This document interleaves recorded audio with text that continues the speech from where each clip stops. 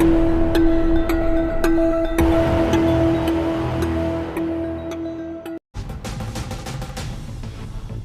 मैं हूं नवजोत रंधावा। शाम के 4 बज चुके हैं और चर्चा करेंगे युद्ध की बेचैनी को लेकर और इसका इलाज क्या है, कैसे आप खुद को सेफ रख सकते हैं, इस पर भी बात करेंगे। भारत और पाकिस्तान के बीच तनातनी लगातार बढ़ती जा रही है। हालात युद्ध जैसे बने हुए हैं। हर तरफ से अलग अलग खबरें लोगों को सुनने को मिल रही हैं। वो लोगों को सरहदी इलाकों में जो रहते हैं वहां तो खौफ का माहौल है ही, लेकिन साथ ही साथ जो सरहद से बहुत ज्यादा दूर है, आम लोगों के मन में भी इसको लेकर एक तरह की एंग्जाइटी है, बेचैनी है। बच्चों से लेकर बड़ों तक युद्ध को लेकर एंग्जाइटी है। इसका असर लोगों की मानसिक स्थिति पर पड़ रहा है और इसीलिए यह जानना बहुत जरूरी हो जाता है कि आप कैसे मेंटेन करें अपनी मेंटल हेल्थ, कैसे इसका ख्याल रखें। जो लोग मेंटल हेल्थ की देखभाल से जुड़े हुए हैं उनकी माने तो इसमें सबसे जरूरी यह होता है कि आप हमेशा अलर्ट रहे, जागरूक रहे और सच्ची और सही बातों की जानकारी आप तक पहुंचे और उससे निपटने के उपाय की जानकारी भी आपको होनी चाहिए। लिहाजा मौजूदा हालात में घबराने की नहीं बल्कि जागरूक रहने की जरूरत है। तो आपके लिए यह भी जरूरी है कि आप फेक न्यूज और अफवाहों से दूर रहें। जो कुछ भी मोबाइल में या फिर सोशल मीडिया पर दिख रहा है जरूरी नहीं है कि वो सही हो, क्योंकि आज युद्ध सिर्फ मैदान पर नहीं लड़ा जा रहा। इन हालातों में आपके हाथ में मौजूद मोबाइल फोन आपकी मेंटल हेल्थ का दुश्मन बन सकता है। लिहाजा बहुत जरूरी है कि सरकार की गाइडलाइंस का आप पालन करें, सही और जरूरी सूचना से खुद को अपडेट रखें और अपने मानसिक स्वास्थ्य को लेकर भी सजग रहें। तो आज हम एक्सपर्ट से युद्ध से जुड़ी बेचैनी, इसके लक्षण, इसके असर और इस बेचैनी से के तमाम उपाय भी चर्चा में आगे जानेंगे।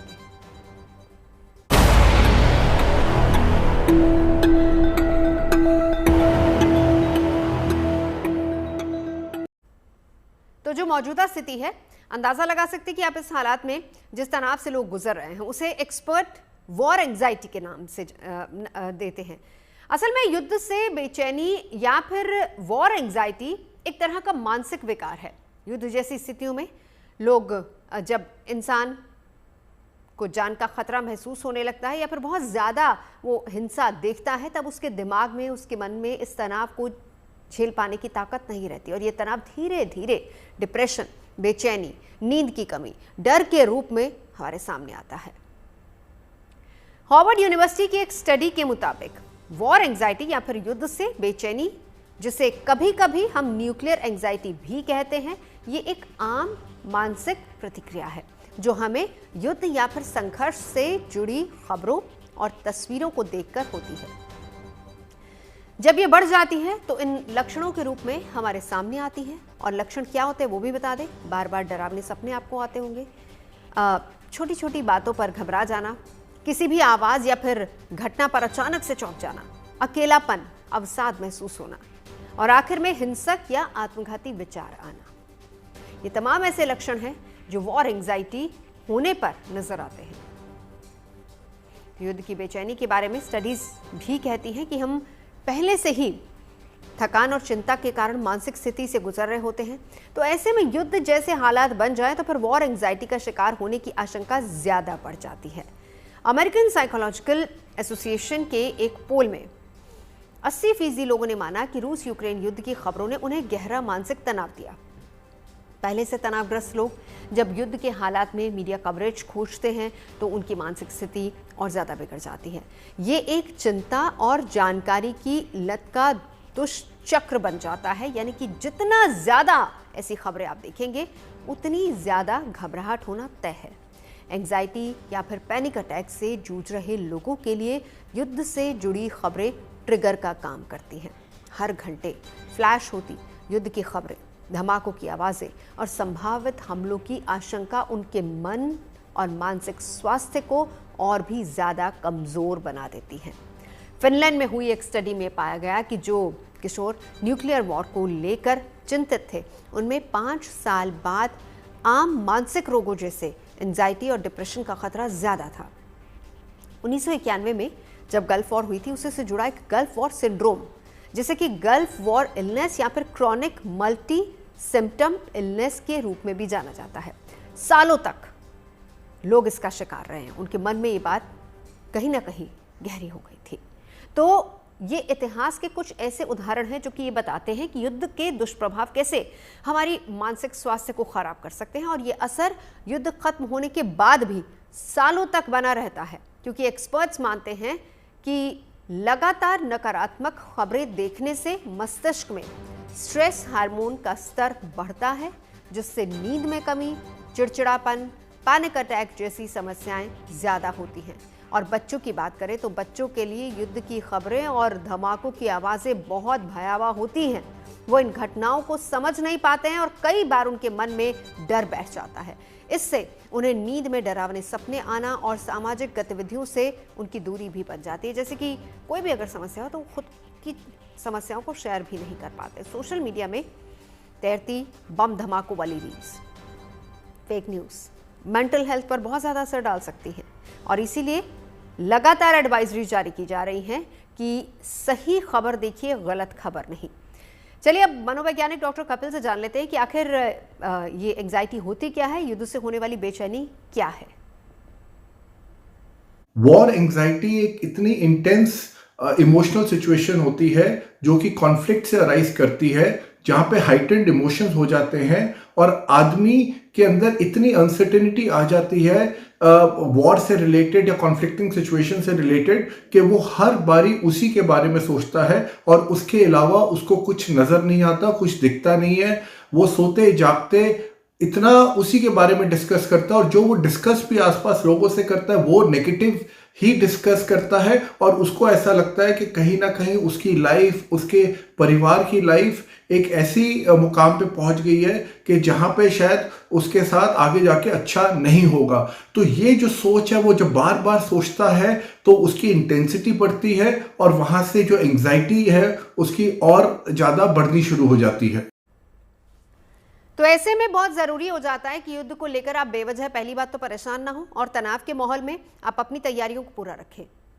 युद्ध की खबरों को लेकर परेशान बिल्कुल नहीं होना है। इस माहौल में वॉर एंजाइटी से आप कैसे बच सकते हैं, ये भी हम एक्सपर्ट्स के जरिए आपको बताते हैं। एंजाइटी से बचने का तरीका है कि आप अपने काम में व्यस्त रहें, आर्मी को अपनी ड्यूटी करने दें, आर्मी के ऊपर फेथ करें, गवर्नमेंट के ऊपर फेथ करें, और जो भी न्यूज़ आप सुनते हैं आपको न्यूज़ पे भरोसा करना है, ना कि फेक न्यूज़ पे। नॉर्मली क्या होता है कि आदमी, और इसीलिए देखिए गवर्नमेंट ऑफ इंडिया ने बहुत अच्छा किया है कि उन्होंने बहुत सारे इंटरनेशनल ट्विटर्स, यूट्यूब चैनल्स वगैरह बैन कर दिए हैं, जिससे किसी तरीके का एंजाइटी ना हो। तो आपको बेसिकली गवर्नमेंट पे विश्वास रखना है, अपनी जो दिनचर्या है उसको कंटिन्यू करना है, और उसके अलावा जितना आप बिजी रहेंगे उतना आप वो एंजाइटी से दूर रहेंगे।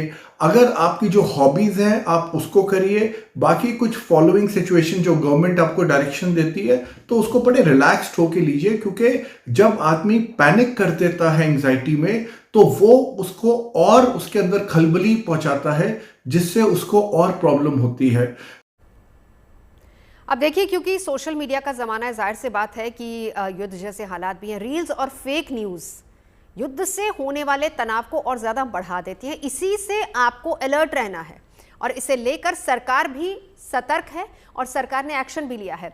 रक्षा मंत्री राजनाथ सिंह की साउथ ब्लॉक में हुई एक बैठक के बाद रक्षा मंत्रालय की तरफ से एक्स पर मीडिया के लिए एक एडवाइजरी जारी की गई है, जिसमें मीडिया चैनल्स और डिजिटल प्लेटफॉर्म को लेकर कहा गया है कि आप बहुत ज्यादा अलर्ट रहें। रक्षा अभियानों और सुरक्षा बलों की आवाजाही की पहली बात तो लाइव कवरेज और वास्तविक समय की रिपोर्टिंग से आपको बचना है। दूसरी बात, किसी भी संवेदनशील या फिर सोर्स बेस्ड जानकारी का खुलासा डिफेंस ऑपरेशन को खतरे में डाल सकता है और जान को भी। इसके अलावा करगिल युद्ध, 26/11 हमले और कंधार अपहरण जैसी पिछली घटनाएं समय से पहले रिपोर्टिंग के जोखिम के को हाईलाइट करती हैं। तो पोस्ट में आगे ये भी लिखा है कि आतंकवाद विरोधी अभियानों के दौरान केवल नामित अधिकारियों को ही ब्रीफिंग की अनुमति है और आप उन्हीं की सूचना पर भरोसा करें। सभी से यह भी आग्रह किया गया है कि वो राष्ट्र की सेवा में हाई स्टैंडर्ड को बनाए रखें और कवरेज में सतर्कता, संवेदनशीलता और जिम्मेदारी बरतें।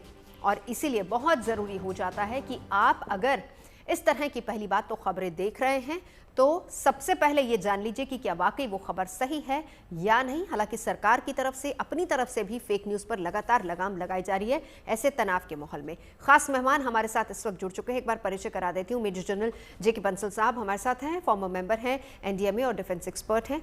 मेरे साथ इस वक्त पवन दुग्गल जी हैं, साइबर एक्सपर्ट हैं। हमारे साथ डॉक्टर निशा खन्ना साइकोलॉजिस्ट जुड़ चुकी हैं और डॉक्टर दीपक रहेजा साइकेट्रिस्ट हमारे साथ जुड़ चुके हैं। शुरुआत करूं सबसे पहले मेजर जनरल जेके बंसल साहब आपके पास आते हुए, ये युद्ध इस तरह के माहौल में है जब सोशल मीडिया का बोलबाला है, हमारे हाथ में फोन है।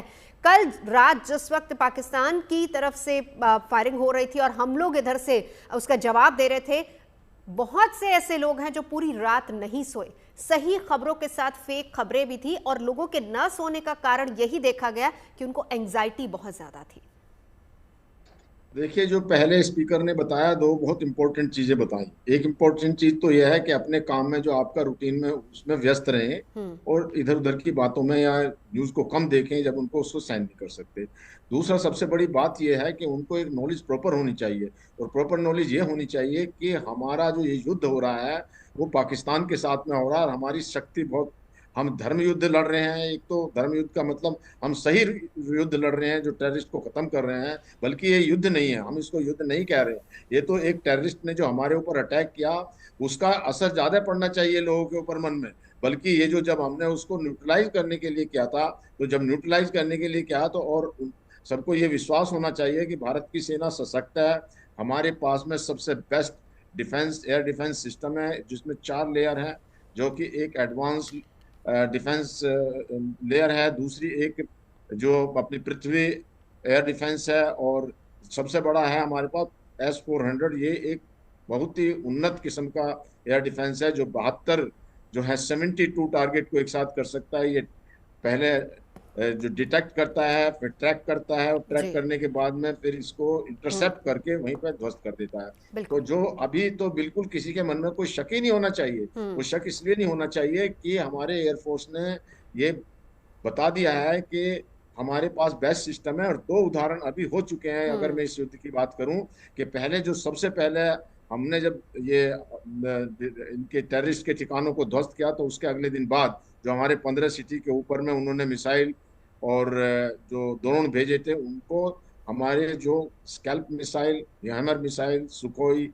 मिराज और सबसे बड़ा राफाल ने उनको ध्वस्त कर दिया वहीं पर। कोई असर हमारे पर कोई नहीं पड़ा। मैं बस 1 मिनट और लूंगा। तो एक तो ये हुआ, कोई हमारे ऊपर में उसका इफेक्ट नहीं पड़ा। दूसरा, अब कल भी जो इन्होंने अटैक किया हमारे पास में, फिर हमने उनका डिफेंस सिस्टम को बिल्कुल ध्वस्त कर दिया, क्योंकि उनका चाहिए डिफेंस सिस्टम, तो उनके पास कुछ है ही नहीं। उसके बाद में जो उन्होंने जब दोबारा कोशिश की, तो किसी प्रकार का भी दोनों उनके सीवियर अटैक में हमारे पास में कोई जान माल का कोई हानि नहीं हुई है। तो इसलिए देशवासी निश्चिंत रहें, आराम से सोएं कि हमारी सेना सशक्त है, बॉर्डर पे है, तीनों सेनाएं, आर्मी, नेवी, एयरफोर्स। हमारी जो फायर पावर वर्ल्ड में 4th नंबर पे है, जबकि पाकिस्तान की 12th नंबर पे है। उनके पास हथियार नहीं है लड़ने के लिए, खाना नहीं है सोल्जर को खिलाने के लिए, पेट्रोल नहीं है। तो वो तो एक अपना भी अभी भी वो टेररिस्ट घुसाने की कोशिश कर रहे हैं, जिससे कि टेररिस्ट की ये वार कराएं। तो इसलिए भारत के सभी लोगों को अस्वस्थ रहें और निश्चिंत होकर सोएं। बिल्कुल, ये बहुत अच्छी बात, में लड़ रहा है, बहुत अच्छी बात आपने कही है। कम से कम लोगों के मन में पहली बात इस बात की एश्योरेंस होगी कि हमारी सेना सशक्त है और पाकिस्तान हमारे सामने कुछ भी नहीं है। हमारी सेना ने और हमारी सरकार ने जो भी प्लानिंग की, पूरी प्लानिंग के हिसाब से ही वहां पर हमले किया, यानी कि हम पूरी तरह से सेफ हैं। अब दूसरी बात ये आती है, एक चीज तो आपने क्लियर कर दी, लेकिन दूसरी बार पवन दुग्गल साहब आपके पास आऊंगी, फिर मैं मनोवैज्ञानिक के पास जाऊंगी। बहुत सारी ऐसी खबरें हैं और पहले बता दें या उसके ये बताने के चक्कर में ना बहुत सारी गलत खबरें भी लगातार फैलती जा रही हैं। हालांकि सरकार ने पिछले दिनों कुछ एक इस तरह के फेक चैनल्स या फिर कहें कि फेक न्यूज़ को लेकर एक एडवाइजरी भी जारी की, कुछ चीज़ें बैन भी हो रही, लेकिन बावजूद इसके जब इस तरह की सिचुएशन होती है, तनाव की सिचुएशन होती है 2 मुल्कों के बीच में, तब इस तरह की फेक न्यूज़ कितना बड़ा असर डालती है किसी भी इंसान की मानसिकता पर। आज साइबर युद्ध में फेक न्यूज़ एक बहुत बड़ा हथियार बन चुका है, और ये हथियार लोगों की मानसिकता को, उनके मेंटल संतुलन को ध्वस्त करने के लिए किया जाता है। उदाहरण के तौर पर आपको बताता हूँ, फिलहाल जो परसों से पाकिस्तान के साथ हम लोगों का ये चल रहा है, उसमें पाकिस्तान का कहना है कि उसने 5 जेट भारतीय सेना के, नौसेना, इस वायुसेना के मार गिराए। जब उनसे पूछा गया, और बीबीसी ने पूछा गया, सीएनएन ने पूछा, क्या बताइए कोई सबूत तो दिखाइए, तो कहते हैं सोशल मीडिया पर है। तो देखिए, जब वो खुद अपनी वॉर सोशल मीडिया पर लड़ रहे हैं, तो आम लोगों को सोशल मीडिया पर उत्पन्न हुई या मौजूद हुई चीजों पर रिलाई बिल्कुल भी नहीं करना है, क्योंकि ये एक साइकोलॉजिकल वॉरफेयर है। हमें केवल ऑफिशियल सोर्सेज से जो जानकारी है उस पर ही रिलाई करना है, और किसी भी सोशल मीडिया द्वारा निर्मित कोई भी कंटेंट को आपने रिलाई नहीं करना, क्योंकि फेक न्यूज के अगर आप शिकार बन जाएंगे तो आपकी मानसिकता फेक न्यूज के साथ कलर हो जाएगी, आपकी सोच, आपका विचार कलर हो जाएगा, कहीं ना कहीं आपके मस्तिष्क में कुछ सेल्फ डाउट आ जाएगा।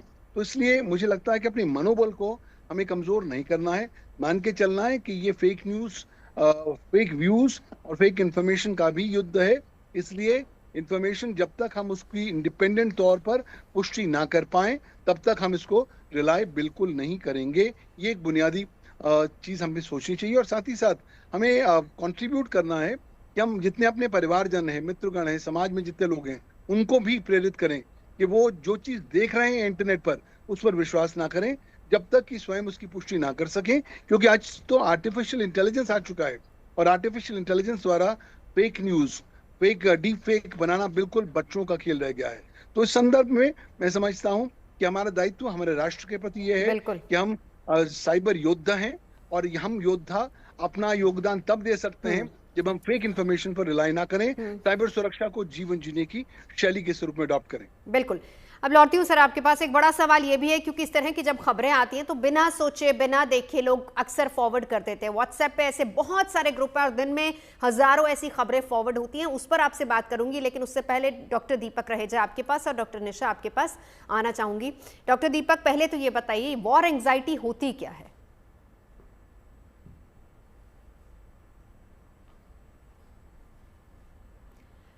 डॉक्टर निशा आप बताइए, वॉर एंग्जाइटी क्या होती है? डॉक्टर दीपक के पास शायद आवाज नहीं पहुंच रही। डॉक्टर निशा, वॉर एंग्जाइटी क्या होती है, सिम्टम्स क्या है इसके? देखिए, वॉर एंग्जाइटी बेसिकली अभी जैसे सिचुएशन बना हुआ है, जब वॉर का सिचुएशन बनता है और उन न्यूज की वजह से, उन बातों की वजह से और जो माहौल है उसकी वजह से हमें जो एंग्जाइटी होती है, और इसको भी अगर हम बेसिक कर दें, सबसे पहली चीज है हमारी 8 बेसिक फीलिंग्स होती हैं। 8 बेसिक फीलिंग्स होती हैं, जिसमें से फेयर एक फीलिंग है। और जब हम डरते हैं और उस डर की वजह से जो हमें इम्पेयरमेंट होता है वो होता है एंग्जाइटी।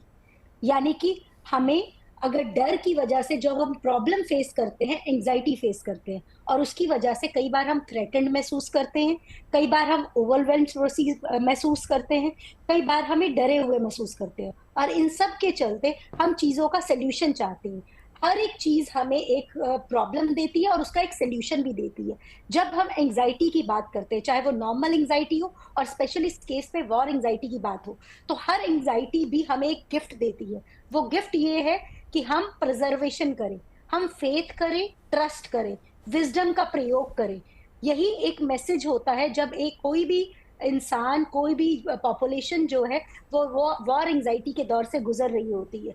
जब ऐसे माहौल हो, जब खबरें हो कि दो देश आपस में लड़ झगड़ रहे हैं, और ऐसे में न्यूक्लियर वॉर का, यानी कि हमें अपनी जान का खतरा है, हमारी सीमाओं पर हमारे सोल्जर्स अपनी जान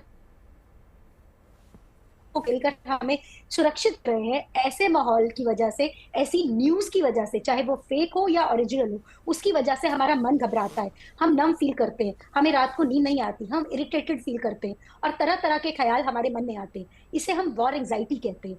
देखिए, एंग्जाइटी और वॉर एंग्जाइटी होना नॉर्मल है ऐसे हालातों में।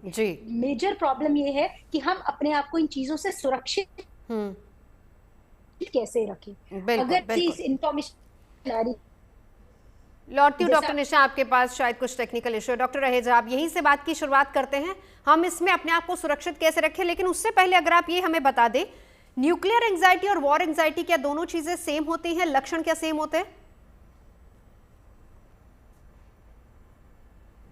देखिए, न्यूक्लियर एंग्जाइटी जो है वो बहुत एक अथाह किस्म की एंग्जाइटी है, एक तरह का एनिलेशन, एक तरह का बिल्कुल निहिलिज्म का खौफ कि हर चीज़ खत्म हो जाएगी और तबाही हो जाएगी। उसमें कहीं एंग्जाइटी के संकेत या महसूस करना थोड़ा सा डिफरेंट होता है, बिकॉज कहीं ये भाव होता है कि जब ऐसा होगा तो शायद पूरा का पूरा जो हमारा शहर है वो एनिलेट हो जाएगा। War anxiety is more a personal phenomena, जहाँ पे आपको बार बार आप एक तरह का अपने दिमाग में ताना बाना बना लेते हैं, एक तरह का ऑब्सेशन और कंपल्शन बना लेते हैं, जहाँ पे आप बार बार अपडेट करना चाहते हैं कि युद्ध में क्या हो रहा है।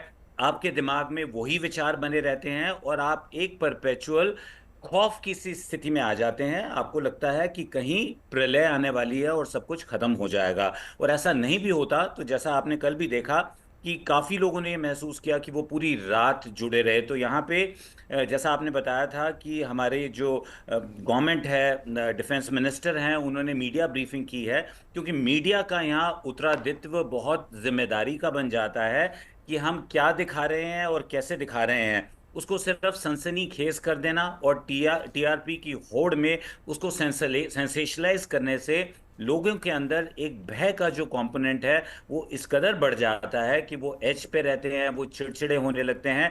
एक तरह का फ्लैशबैक उनके दिमाग में घूमता रहता है, और इसके आगे चल के लॉन्ग टर्म कॉन्सिक्वेंसेस भी हो सकते हैं, जहां पे लोगों को एक एक तरह का शेल शॉक या post traumatic grief syndrome, post traumatic stress syndrome, जहां पे वही वॉर की थॉट्स, वॉर की एक तरह का एड्रेनलिन इन पंपिंग आपके शरीर में कॉर्टिसोल इस कदर दौड़ रहा होता है कि आप चिड़चिड़े होने लगते हैं, और आगे चल के ये आपको उन्माद और डिप्रेशन भी कर सकता है। देखिए, हमारे साथ इस वक्त 4 गेस्ट हैं, बहुत इंपॉर्टेंट है, क्योंकि पहली बात मेजर जनरल बंसल हमें बता रहे हैं कि एक्चुअल सिचुएशन क्या है, और एश्योरिटी दी जा रही है हमारी सेना और हमारी सरकार की तरफ से कि आप जहां भी हैं बिल्कुल सेफ है, और जब कोई एडवाइजरी जारी होगी तो ऑफिशियल एडवाइजरी पर पहली बात आप यकीन करें। दूसरी बात, हमारे साथ पवन दुग्गल साहब भी हैं जो ये बता रहे हैं कि किस तरीके से फेक न्यूज से आप बच सकते हैं, आप खुद को कैसे सेफ रख सकते हैं, और डॉक्टर निशा और डॉक्टर दीपक हमें बता रहे हैं कि आपको करना क्या है। लेकिन अब मेजर जनरल जेके बंसल आपके पास आते हुए, यहां पर एक चीज बहुत इंपॉर्टेंट रही, क्योंकि बहुत से ऐसे सरहदी इलाके हैं वहां पर इतनी एडवाइजरीज जारी भी नहीं की होगी, हालांकि हमारी सेना वहां पर मौजूद है। कुछ ऐसे बॉर्डर के एरियाज जिनको मामी ने कहा कि ठीक है आप एरिया खाली कर दीजिए, वहां पर तो है, लेकिन बहुत सारे ऐसे गांवों और ऐसे एरियाज भी हैं जहां से लोग बिना सोचे समझे, क्योंकि एक डर का माहौल इतना ज्यादा, उनको लगता है कि हम क्योंकि बॉर्डर के बहुत करीब रहते हैं, हम सुरक्षित नहीं है, हम सेफ नहीं, इसलिए हम यहां से पलायन कर जाते हैं। ये भी बहुत तस्वीरें सामने आ रही हैं। देखिए, ये बड़ा अच्छा प्रश्न आपने पूछा है कि भाई बॉर्डर एरिया से लोगों में घबराहट हो जाती है, लेकिन एक बात मैं यहाँ बताना चाहूँगा। जब से ये पहलगाम का अटैक हुआ उसके बाद में बड़ी अधीरता थी हमारे देशवासियों में कि जल्दी से जल्दी उसका बदला लिया जाए, लेकिन हमारी गवर्नमेंट ने पहले सारे प्रयत्न, सारे अपने को मजबूत करके पूरी तैयारी करके उसके बाद में कोई ऐसा कदम उठाया जिससे कि उनके ठिकानों को, क्योंकि जब इससे पहले जो जो बॉर्डर एरिया में है वहाँ उनको सबको ये कह दिया गया था निवासियों को, आप अपनी फसल काट लीजिए, अपने आप को मजबूत कर लीजिए, वहाँ के जो पुराने शेल्टर थे और वो उनको सबको ठीक कर दिया था। लेकिन कुछ लोग थोड़े बहुत ऐसे होते हैं, लेकिन तैयारियां बहुत पूरी तरह से करके गई किया है हमारी गवर्नमेंट ने और जो हमारी आर्म फोर्सेज ने, तो यही इस तरह बताता है कि कोई भी हमको पहले अपने आप को प्रोटेक्ट करना है। अब जो युद्ध लड़ा जाता है कि युद्ध 2 तरीके से लड़ा जाता है, एक तो ऑफेंसिव जिससे हम अटैक करते हैं, एक होती है डिफेंसिव। आज के ज़माने में मिसाइल वगैरह की वजह से डिफेंसिव का मतलब बहुत ज़रूरी इंपॉर्टेंट होता है। तो हमारे पास, जैसे मैंने शायद आपको बताया भी है, कि बहुत ही स्ट्रॉन्ग हमारी डिफेंस है।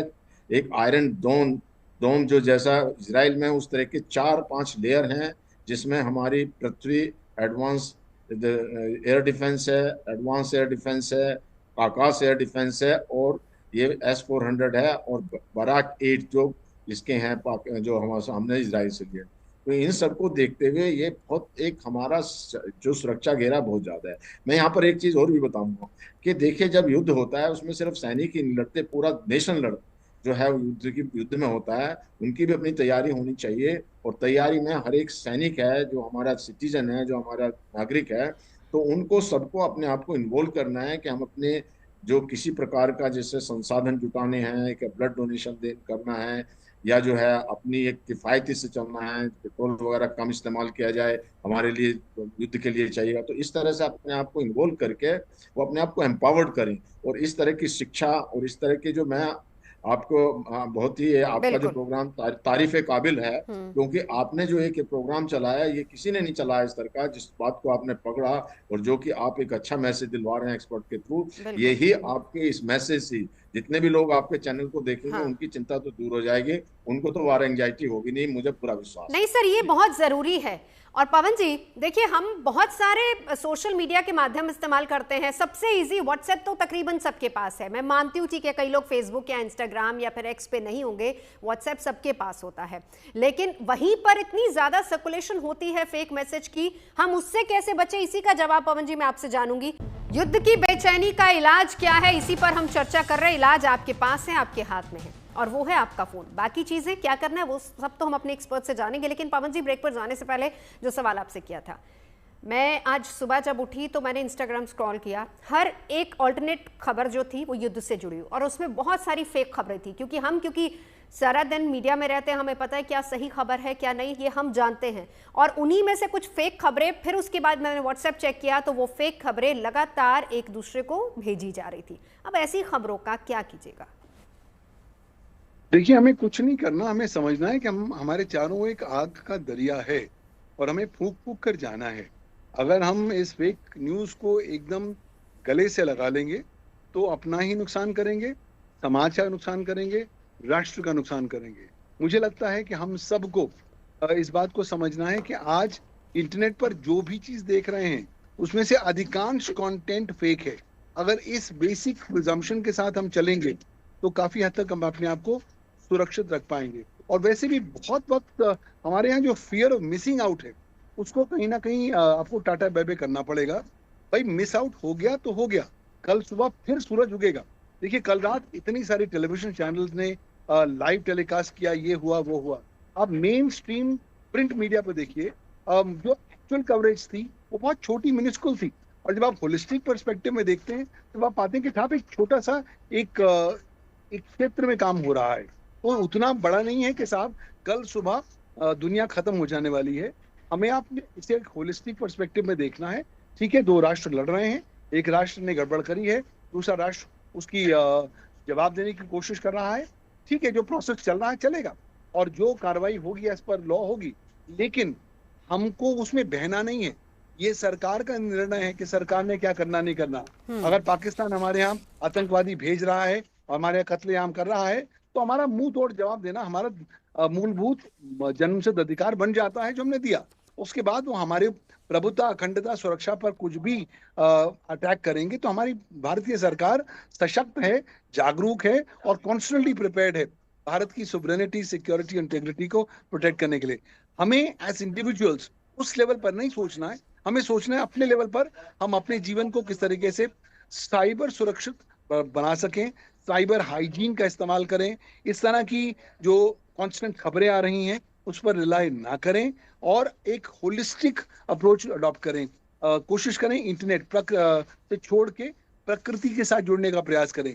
इंटरनेट फास्टिंग करें ताकि आपको ये वॉर एंजाइटी जो है वो आपको ना हो सके। ये वॉर कुछ दिनों की कहानी है, चीजें सब सेटल हो जाएंगी, लेकिन आपके ऊपर जो साइकोलॉजिकल इम्पैक्ट कई सालों तक रह जाने वाला है उसका आप अनुमान भी नहीं लगा सकते। तो आप होलिस्टिक तरीके से बैलेंस अप्रोच लीजिए। और आपने कहा कई सालों तक, गल्फ वॉर का एक बहुत बड़ा उदाहरण है। एक्सपर्ट्स ये कहते हैं कि बहुत सालों तक लोगों के जहन में वो तस्वीरें, वो बातें रही थी। रूस यूक्रेन युद्ध की एक और रिपोर्ट है जो कि अमेरिकन साइकोलॉजिकल एसोसिएशन ने छापी थी, जिसमें यह था कि 80% लोगों को मानसिक तनाव हुआ और युद्ध के हालात जानने की एक तरीके से, निशा जी, लत भी रहती है। हम देखें कि अभी क्या हो रहा है, बार बार लोग ये देखना चाहते हैं। और इसीलिए बड़ी बात यह है कि जो सोशल मीडिया पर लोग इस तरह की खबरें खोजते हैं या वहां से जो खबरें उठाते हैं, उसमें बहुत सारी, हमने फेक न्यूज़ का तो जिक्र किया, लेकिन साथ ही साथ कुछ ऐसी भी तस्वीरें होती हैं जो हमारी मेंटल हेल्थ पर बहुत ज्यादा असर डालती हैं। निशा जी, डॉक्टर निशा।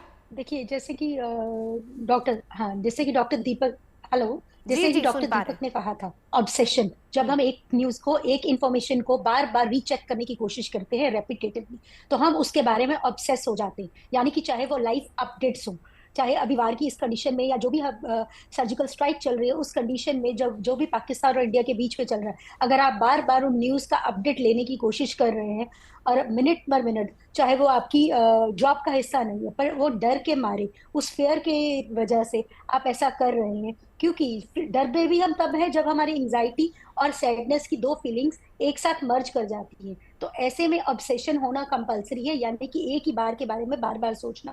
और ऑब्सेशन से हम कंपल्शन पे आते हैं, जब उस बात के बारे में बार बार सोचते हैं तो कंपल्सिवली न्यूज को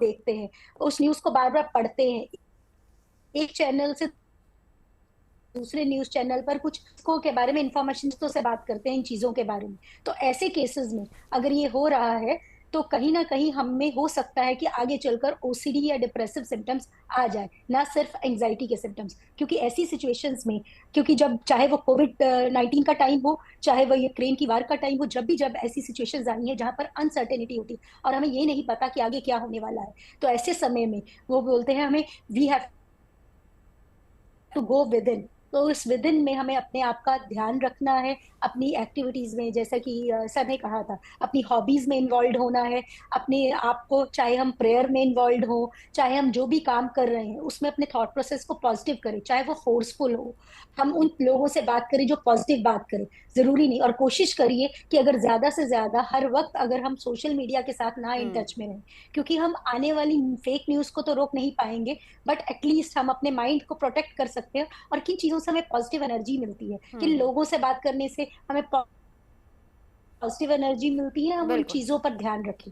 साथ ही साथ अगर प्रॉपर रिलैक्सेशन और ब्रीथिंग एक्सरसाइज करें, माइंडफुलनेस पर ध्यान दें, अगर हो सके तो योगा या वॉक करें, जो भी चीजें आपकी मेंटल हेल्थ को, इवन प्रॉपर फूड खाएं। कई बार लोगों को घबराहट होती है, एंजाइटी में सफोकेशन होता है, तो ऐसे में बिकॉज बेसिकली स्टमक या चेस्ट पर फील होता है, तो ऐसे केसेस में अगर आप अपनी हेल्थ का ध्यान रखें, अपनी बॉडी को हाइड्रेट रखें, ये सारी चीजें, छोटी छोटी लाइफस्टाइल चेंजेस भी आपकी एंजाइटी को कम करने के लिए योगदान देती हैं। एंजाइटी में 5-4-3-2-1 एक टेक्निक होती है, और 4x4 करके भी एक टेक्निक होती है जो कि एक ब्रीथिंग टेक्निक है, और 5-4-3-2-1 जो कि एक एंजाइटी की ग्राउंडिंग टेक्निक है, वो करने के बोलते हैं, जिसमें हमारे 5 सेंस ऑर्गन्स हैं उनको हम सूथन करने का काम करने की बात करते हैं। चाहे वो हमारे आईज हो, चाहे वो हमारे एयर्स हो, चाहे वो हमारी टंग की फीलिंग्स हो, चाहे हमारी स्मेल या नोज हो, या साथ ही साथ हमारे अगर टच की फीलिंग सेंस हो, ये सारे सेंस ऑर्गन्स को हम कंफर्ट करने की कोशिश करते हैं जब भी कोई इंसान एंशियस फील करता है। बिल्कुल, लौट के अब डॉक्टर रहेजा को इंक्लूड कर लेती हूँ जरा। दो चीजें यहीं से देखिए, बहुत अच्छी बात है। पहली बात तो लोगों को में ये भरोसा जाना चाहिए कि हमारी सेना हमारी सुरक्षा के लिए हमेशा तैयार है, हमें पहली बात उन पर भरोसा करना। दूसरी, पवन जी की बात को कोट करूंगी कि आपको थोड़ा सा इंटरनेट फास्टिंग करने की भी जरूरत है। लेकिन डॉक्टर रहेजा, परिवार में जब हम होते हैं ना, घर पे यही बातें चलती हैं, आपके टेलीविजन या फिर फोन पे ये सारी खबरें आ रही हैं तो चर्चाएं चलती हैं। उसके बाद अगर हम मॉर्निंग वॉक जा रहे हैं, हम कहीं किसी से सोसाइटी में भी मिल रहे हैं, वहां पर भी सिर्फ और सिर्फ ये सारी चीजें चलती हैं, और उसमें कोई भी चर्चा क्योंकि हो रही है, लेकिन कोई भी इस बात को परखता नहीं है कि जो हम बात कर रहे हैं वो वाकई ऑथेंटिक है या नहीं। तो ये जो सोसाइटी में चर्चाएं, परिवार के बीच चर्चाएं, ये कितना हमारे जहन पर असर डालती हैं? देखिए, अगर आप और इसमें मैं बच्चों की बात भी इंक्लूड करना चाहूंगी, आप उनके बारे में बताइए, क्योंकि आजकल हम माँ बाप कहते हैं कि बच्चे को अपडेट रखना है, बच्चे को इस बारे में खबर होनी चाहिए। सिर्फ यहाँ पे चिंता बच्चों को अपडेट करने के लिए नहीं है, यहाँ पे चिंता हर व्यक्ति को है कि कहीं मैं, जैसा पवन जी कह रहे थे, FOMO, fear of missing out, क्या मेरे पास लेटेस्ट इंफॉर्मेशन है कि नहीं, क्या मुझे पता है कि कहाँ पे ड्रोन विफल हुआ, कहाँ पे क्या कार्रवाई चल रही है। और इसके चलते हम इतनी ज़्यादा इंफॉर्मेशन को अब्जॉर्ब करते चले जाते हैं विदाउट रिमाइंडिंग आवरसेल्व्स कि हम एआई के ज़माने में हैं, हम डीप फेक के ज़माने में हैं। हमारे सामने वीडियो होगा जो बिल्कुल वास्तविक नज़र आएगा, लेकिन उसकी वास्तविकता को बहुत शुबा और शक के साथ हमें देखना होगा, because like as rightly been said, 80% of the information that's been floating around on internet, on social media is fake. तो यहाँ पे बहुत ज़रूरी है कि आप इन चीज़ों से थोड़ा सा डिस्टेंस बनाएं, सोशल मीडिया से अपने आप को एक डिस्टेंस बनाएं। अगर आप परिवार के साथ समय बिता रहे हैं, अगर खाना खाते हुए जंग के बारे में बातचीत भी आपकी एक गपबाजी का हिस्सा है, without getting too much involved और too intricately obsessing about it. तो उसमें कोई, मुझे लगता है, बुराई नहीं है, क्योंकि इतना बड़ा एक प्रकरण हो रहा है तो उसमें अब्जॉर्ब हो जाना या उसके बारे में चिंता करना, नहीं, ये एक लेकिन डॉक्टर रहेजा, स्वाभाविक ये बात है। चीजें हमारी हमारी मनस्थिति पर कितना असर डालती है? एक तो ऑलरेडी हम लोग देख रहे हैं, वीडियोस देख रहे हैं, खबरें सुन रहे हैं, फिर उसके बाद हम सोसाइटी में भी वही बातचीत कर रहे हैं, हम परिवार में जा रहे हैं तब भी वही बातचीत कर रहे हैं, दफ्तरों में वही चर्चाएं चल रही हैं। ये आपके जो शरीर में, आपके दिमाग में सिंपैथेटिक सिस्टम को एक्टिवेट करती है, आपके जो जो कॉर्टिजोल के लेवल्स हैं उनको बढ़ाती है, तो ये आपको एंजाइटी दे सकती है। इसके इसके आप पैनिक लाइक स्थिति में आ सकते हैं, और इसके लॉन्ग लास्टिंग परिणाम जो हैं फ्लैशबैक के रूप में या आगे चल के डिप्रेशन के रूप में, और खासकर किशोर अवस्था में जहाँ पे आपके फिल्टर प्रोसेस करने के बहुत कम हैं, वहां आप उन चीजों को अब्जॉर्ब करते चले जाते हैं विदाउट रियलाइजिंग कि आपके दिमाग के सबकॉन्शियस अनकॉन्शियस पार्ट्स पे ये कितना गहरा प्रभाव कर सकती है। So I think it is very important कि हम बाकी चीजों पे भी तवज्जो दें, जो काम हम कर रहे हैं उनको करते रहें, एक्सरसाइज व्यायाम के लिए जरूर समय निकालें, अच्छा खाना खाएं, परिवार के साथ दोस्तों के साथ समय स्पेंड करें, जहां पे सिर्फ हम जंग की या वॉर की बातें ना करें। और इसमें इस कदर ऑब्सेस, इट्स वेरी इंपॉर्टेंट कि हमें हमारी सरकार पे, हमारी सेनाओं पे फेथ होना चाहिए। हमें समझना चाहिए कि हमारी सुरक्षा के लिए जो जरूरी है वो सशक्त हैं उसे करने के लिए और कर रहे हैं। अगर वो फेथ है then I think we have to leave it there, because I think जितना हम अब्जॉर्ब कर रहे हैं वो सिर्फ 20% उसमें वास्तविकता है, पूरी चीज दिखाई भी नहीं जाती, बिकॉज जंग 3 लेवल पे हो रही है। एक जो सेनाएं कर रही हैं, दूसरा डिप्लोमेसी में हो रही है, और तीसरा जैसा बात हो रही थी साइकोलॉजिकल वॉरफेयर। दोनों ही तरफ कुछ कुछ इस तरह की घटनाएं सोशल मीडिया पे बार बार डालते रहेंगे, ताकि आपका जो आवाम है वो एक प्रेशर में आए, जो जनरल पॉपुलेशन में एक प्रेशर में आए, और हम सरकारों पे प्रेशर डालें, अपनी सेनाओं पे प्रेशर डालें, और कहीं हमसे चूक हो। So I think it is very important कि हम इस वक्त पूर्ण रूप से फेथ, आस्था बनाए रखें अपनी सेनाओं में, अपनी सरकार पे, जो सशक्त है और जो हमारे लिए होना चाहिए वो कर रही है। So I think we should go around doing what is important बिल्कुल in our lives to be done also. भरोसा बहुत जरूरी है। तो अब तक क्या क्या हुआ एक बार वो भी हम आपको बताते चलते हैं, जिसमें अगर हम 8 मई की बात करें तो पाकिस्तान की ओर से सतवाड़ी, सांबा, राजौरी, जम्मू, आरएसपुरा, अरनिया में 8 मिसाइल हमले हुए हैं जो नाकाम किए गए हैं। इसके अलावा पठानकोट एयरबेस पर ड्रोन अटैक की कोशिश भी नाकाम की गई। जम्मू कश्मीर के अखनूर की बात करें तो पाकिस्तान का ड्रोन मिसाइल अटैक भी नाकाम किया गया। भारत के एयर डिफेंस सिस्टम S-400 ने सभी हमलों को नाकाम कर दिया, और भारत ने पाकिस्तान के AWACS को पंजाब प्रांत में भी मार गिराया है, और भारत ने पाकिस्तान का एक F-16 और 2 JF-17 लड़ाकू विमान भी मार गिराए हैं। अभी तक की मेजर जनरल बंसल, अब मैं आपसे जानना चाहूंगी, अभी तक की सिचुएशन कैसी है, और आज की तारीख में अगर हम अभी बातचीत कर रहे हैं, आगे क्या कुछ हो सकता है, लोगों के लिए आप क्या मैसेज देंगे यहाँ से? देखिए, हम बहुत मजबूत स्थिति में हैं। पाकिस्तान गिड़गिड़ा रहा है, इंटरनेशनल कम्युनिटी के पास जा रहा है कि हमें बचाओ और युद्ध को मत बढ़ने दो। पैसा मांग रहा है कि हमारे पास पैसे नहीं है, और जबकि हमारे डिप्लोमेसी बहुत स्ट्रांग है। वित्त मंत्री जो हैं वो IMF को कह रहे हैं कि युद्ध, वो हमारे अगेंस्ट में युद्ध करेगा, आप कोई पैसा मत दो। तो इसलिए हमारी स्थिति बहुत मजबूत है। दूसरी जो सबसे बड़ी बात ये होती है कि इग्नोरेंस इज ब्लिस। ज्यादातर जो है अपने को ये देखें कि हम इस युद्ध में क्या कर सकते हैं, हम अपने लेवल में कुछ कर सकते हैं जिन जो सेना के ऊपर छोड़ दिया जाए, और ज्यादा बातों में ना आए।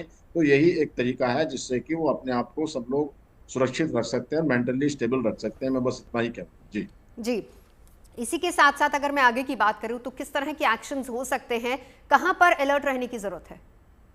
अलर्ट अभी देश के अंदर में होने की जरूरत है, जहां पर हमारा कुछ टेररिस्ट आ सकते हैं यहाँ जो डिस्टेबलाइज कर सकते हैं। तो अपना बिल्कुल अलर्ट रहना है, और जो अफवाहें हैं उनसे दूर रहना है। तीसरा ये है कि जैसे मैंने कहा कि भाई अगर किसी तरह की जरूरत है हमारी सेना को, या वो उनको ब्लड की जरूरत है, दवाई की जरूरत है, या इस तरह का जो हमारी सिविल डिफेंस है वो इसको करेगी। पूरा हर जो हमारा सिटीजन है, नागरिक है, वो एक सैनिक है, और उसको ये देखना चाहिए कि मैं किस तरह से इसमें हेल्प कर सकता हूँ, अपनी सेना का मनोबल बढ़ा सकता हूँ। यही सबसे बड़ी बात है। और तनाव की स्थिति कब तक रह सकती, क्या अभी भी पाकिस्तान रिटेलिएट करेगा? देखिए, तनाव की स्थिति में ये कहना चाहता हूं कि मैंने आपको दो बात बताई थी पहले। एक तो ये कि हमारी जो प्रणाली है, जो सुरक्षा की प्रणाली है, डिफेंस, एयर डिफेंस है, वो बहुत मजबूत है, तो वो कुछ कर नहीं सकते, जो दो मौकों पे देख लिया गया। दूसरी, हमारी स्ट्राइकिंग कैपेबिलिटी बहुत ज्यादा है। शायद मैंने ये बताया था कि हम जो है वर्ल्ड में 4th है, हमारी फायर पावर, जो लड़ाई की शक्ति है, जबकि पाकिस्तान की 12वीं है। उनकी कोई जो, अब उनके पास पैसे नहीं है, तो इसलिए हमारा पलड़ा बहुत भारी है। बिल्कुल निश्चिंत रहें। मैं आपके माध्यम से ये कहना चाहता हूँ कि बिल्कुल बेफिक्र होकर सोएं।